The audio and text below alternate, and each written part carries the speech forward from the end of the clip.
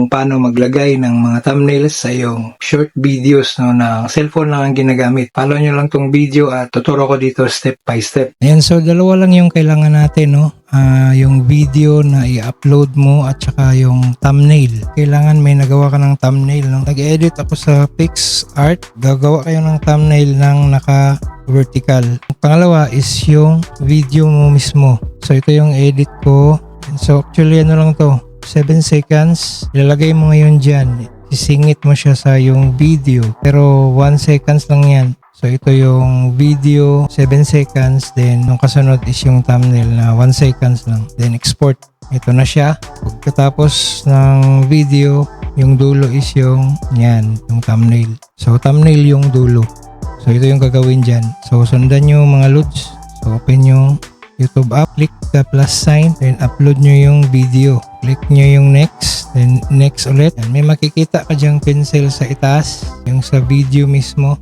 So click nyo yung may pencil. And at dito naman sa baba, may mapapansin kayo dyang ito, yung parang may box. Grab nyo siya hanggang dulo, hanggang sa lumabas yung na-insert na thumbnail, no? So ang purpose niyan is, so parang may makikita na agad sa yung homepage, no?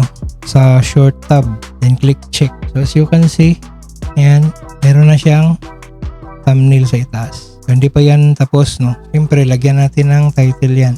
Then click upload short. Habang nag-upload ng short, open mo yung Chrome. Puntahan mo yung YT Studio na naka-desktop site.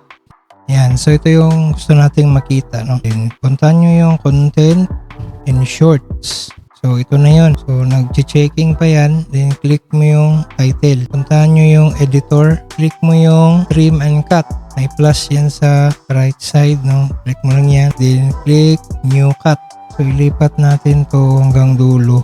Yung kulay pula, tapat mo dun siya sa yung may thumbnail.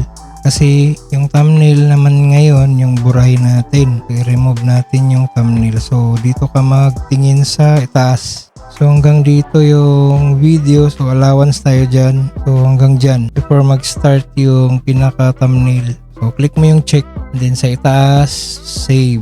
And sa baba, save. Okay? So I hope na sundan nyo yun mga loads. Balikan nyo lang mamaya. Upload na yan. Yan, so punta natin yung channel. Tingnan natin yung result. Okay? Dito tayo sa shorts. As you can see, dito na siya. Okay? And play. Every day, every day, every day, every day. And so ngayon, alam mo na